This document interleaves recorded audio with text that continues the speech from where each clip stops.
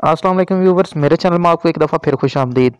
सबसे पहले तो 10 दिन तक कोई वीडियो ना बनाने पर मैं आपसे माज़रत चाहता हूँ। कुछ मसरूफियत की वजह से मैं कोई वीडियो आप तक नहीं पहुँचा सका। तो आज की वीडियो जिसका जिक्र मैं पहले भी आप लोगों से कर चुका था कि मैं इस पे एक वीडियो बनाऊंगा। इस पर मैंने पोस्ट भी डाली थी कि सुजुकी मेहरान को हाइब्रिड किया जा सकता है या नहीं। तो काफ़ी ज़्यादा लोगों ने यह भी कहा कि ये पॉसिबल नहीं है, सुजुकी मेहरान किस तरह हाइब्रिड हो सकती है वगैरह वगैरह।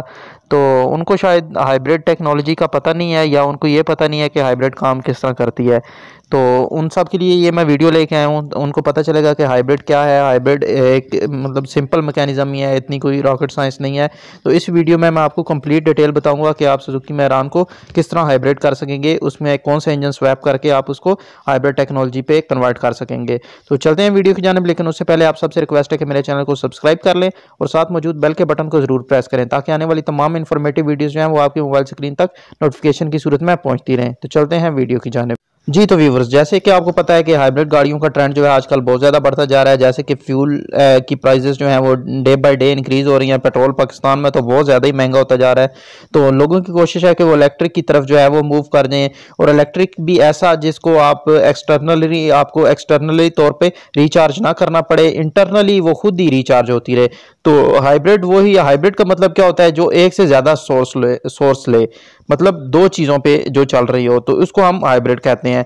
तो हाइब्रिड लफ्जी मतलब तो इसका यही है कि एक से ज़्यादा जो चीज़ें हैं जो इन पे चल रही हो, लेकिन उर्फ आम में हम हाइब्रिड उसको कहते हैं जो कि पेट्रोल के साथ इलेक्ट्रिक से मदद ले रही हो, तो उसको हम हाइब्रिड कहते हैं। तो सबसे पहले तो मैं आपको हाइब्रिड का मैकेनिज्म समझाऊं कि हाइब्रिड में क्या होता है। ज़्यादातर गाड़ियां जो हैं वो हमारे पास है, उनको आप फुल हाइब्रिड तो नहीं, उनको आप सेमी हाइब्रिड कह सकते हैं। तो ज़्यादातर गाड़ियां हमारे पास सेमी हाइब्रिड होती हैं। क्या होता है, उनमें पेट्रोल इंजन होता है और साथ में एक मोटर लगी हुई होती है, एक जनरेटर लगा होता है या एक अल्टरनेटर लगा होता है, जो कि उनको वो मोटर जो है वो इंजन को हार्स पावर जनरेट करने में मदद फराम करती है। और वो मोटर चलती कैसे है, उस मोटर को चलाने के लिए एक बैटरी की ज़रूरत होती है, जो कि बैटरी उसको फोर्स देती है और वो चलती है। और उस बैटरी को चार्ज करने के लिए फिर एक अल्टरनेटर लगा होता है, ये एक जनरेटर लगा होता है, जो कि उस बैटरी को साथ साथ चार्ज करता रहता है। और चूंकि कंजम्पशन की स्पीड चार्जिंग की स्पीड से ज़्यादा होती है, इस वजह से जैसे जैसे हम उसको कंज्यूम करते हैं उसकी चार्जिंग इतनी ही ज़्यादा ड्रेन होना शुरू हो जाती है। तो ये होता है इसका मैकेनिज्म। तो अब हम बात करते हैं वीडियो के मेन टॉपिक की कि मेहरान को हाइब्रिड किस तरह किया जा सकता है। तो अक्सर लोग कहते हैं हाइब्रिड इंजन मेहरान में कैसे आ जाएगा, मेहरान का तो बोनेट ही बड़ा छोटा सा है, ये है फलां है डिमका है। तो उनको फिर अभी तक पता नहीं है कि हाइब्रिड इंजन मार्केट में कौन कौन से आए हुए हैं। तो ज़्यादातर लोग जो मेहरान में स्वैपिंग करते हैं, ऑटोमेटिक गियर उसमें इंस्टॉल करते हैं, वो क्या करते हैं, वो आल्टो का इंजन जो है वो मेहरान में फिट करते हैं। सुजुकी आल्टो का ज़्यादातर K6A इंजन जो है वो इसमें फिट करते हैं 660 सीसी।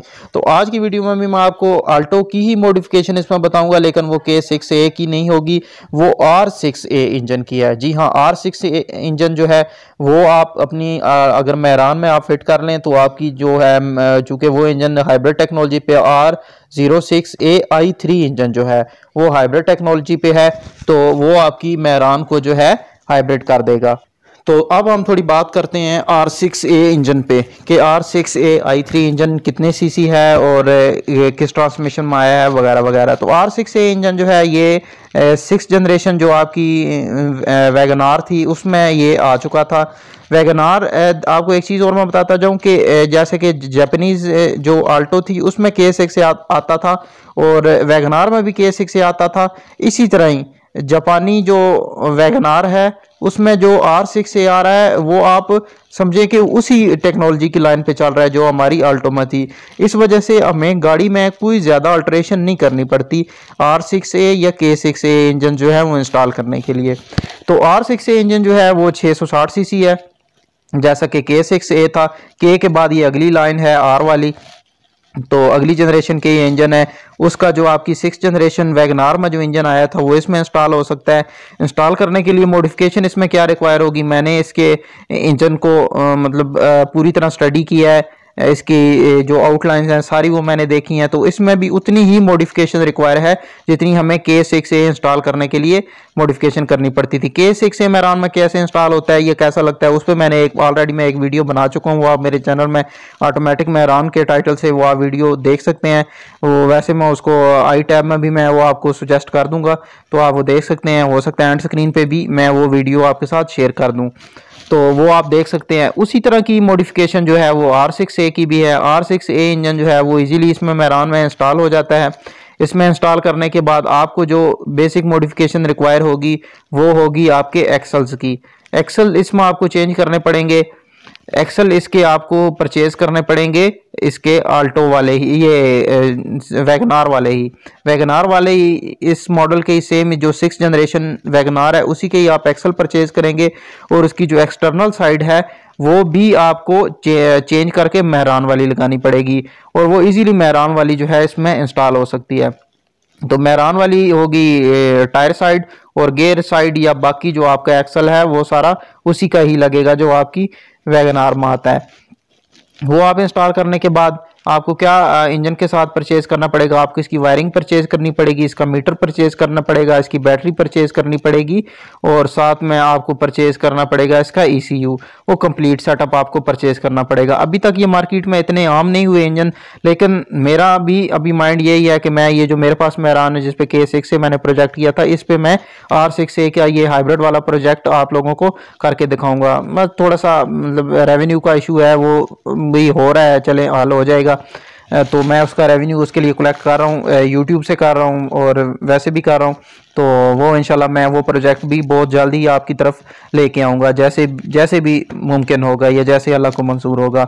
तो इंजन जो है वो मार्केट में अभी इजीली इतनी आम अवेलेबल नहीं है जिस तरह K6A आम मिल जाता है ना। तो चूंकि ये अभी पाकिस्तान में बहुत कम तादाद में है, लेकिन ये इंजन मिल जाएगा, आपको इजीली मिल जाएगा।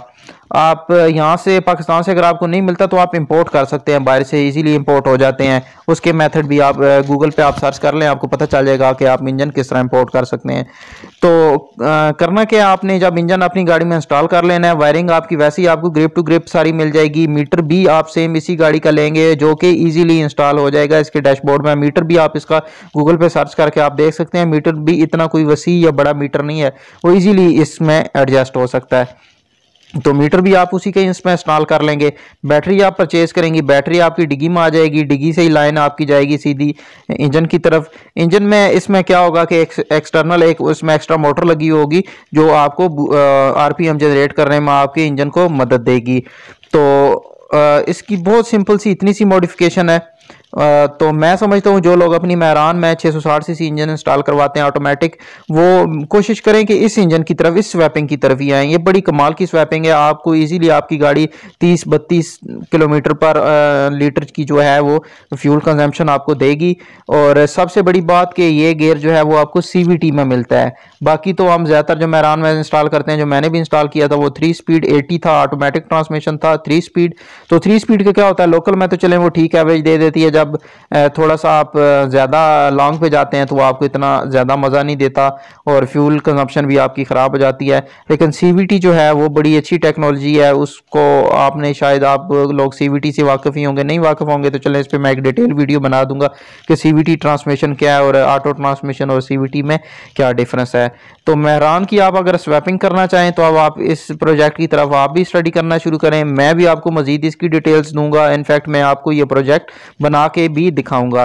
तो कैसी लगी आज की वीडियो ये मुझे आपने कमेंट सेक्शन में ज़रूर बताना है। वीडियो अगर आपको पसंद आती है तो वीडियो को लाइक ज़रूर करना है, और अभी तक आपने मेरा चैनल सब्सक्राइब नहीं किया तो चैनल को ज़रूर सब्सक्राइब करें और साथ मौजूद बेल के बटन को लाजमी प्रेस करें ताकि आने वाली तमाम इन्फॉर्मेटिव वीडियोस आपके मोबाइल स्क्रीन तक पहुंचती रहें। अगली वीडियो तक इजाज़त दें।